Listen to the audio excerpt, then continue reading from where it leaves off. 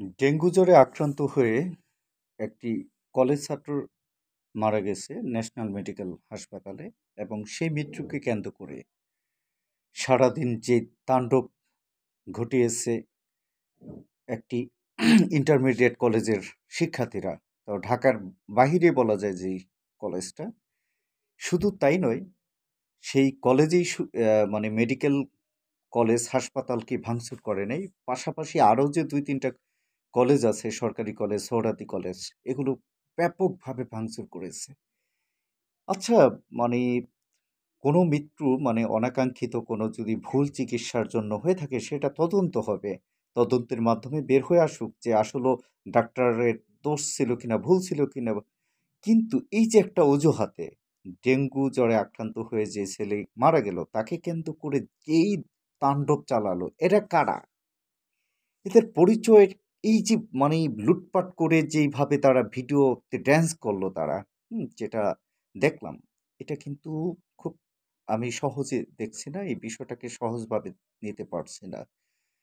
আইনশৃঙ্খলা বাহিনী এই বিষয়ে কি করবে? আমি চাই যারা এই যে তাণ্ডব চালালো, লুটপাট করলো, উল্লাস করলো, তাদেরকে গ্রেপ্তার করা হোক আগামী 24 ঘন্টার মধ্যে, এবং বের হয়ে আসুক। এই যে যেই হিন্দু ছেলেটা কলেজ ছাত্র মারা গেল, তাকে কেন্দ্র করে এই ঘটনা দুই তিনটা প্রতিষ্ঠান একদম চুরমার করে দিল। মেডিকেল ট্রিটমেন্টের জন্য ব্যবহৃত যত ইনস্ট্রুমেন্ট আছে সব কিছু শেষ করে দিল, ভাঙচুর করলো।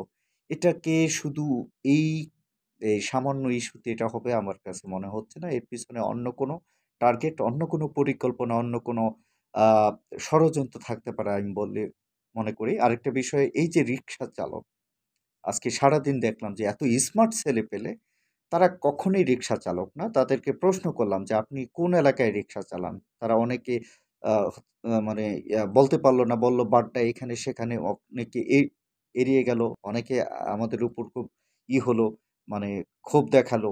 তো এই যে এই রিক্সার চালক, অটো রিক্সার চালকদের পিছনে কারা? আমরা স্পষ্ট আজকে অন দ্য স্পটে শুনলাম অনেক শ্রমিক লীগ বা আওয়ামী লীগের মিডিয়াম সারির যারা, যাদের বিরুদ্ধে কেস নাই, তাদের অনেকেই এই আন্দোলনে যোগ দিয়েছে, এবং ঢাকা শহরের কয়েকটা স্পটে তারা এই মানুষের ভোগান্তি তৈরি করেছে। আপনারা এগুলো দেখেছেন ইতিমধ্যে। তো এই যে আইন শৃঙ্খলা বাহিনীর এই বিষয়গুলো, এটা মানে আমার কাছে খুব স্বাভাবিক মনে হচ্ছে না। আমি বলবো যে পুলিশের সর্বোচ্চ যিনি আছেন, প্রশাসনে যারা আছেন, তাদেরকে এই বিষয়টাকে গুরুত্ব সহকারে দেখতে হবে। পাশাপাশি বিএনপি, জামাত, ছাত্র জনতা যারা আছেন, তাদেরকেও বলবো যে ফেসিস্টরা কোনোভাবেই এই সরকারকে বিপদে ফেলতে চাচ্ছে কিনা, তারা এর পিছনে হাত আছে কিনা, এটা খতিয়ে দেখা কিন্তু খুবই দরকার। এবং কারা, যারা রাস্তায় নামতেছে রিক্সা চালক হয়ে, তাদের প্রত্যেকের আইডি কার্ড অবশ্যই ইস্যু করতে হবে।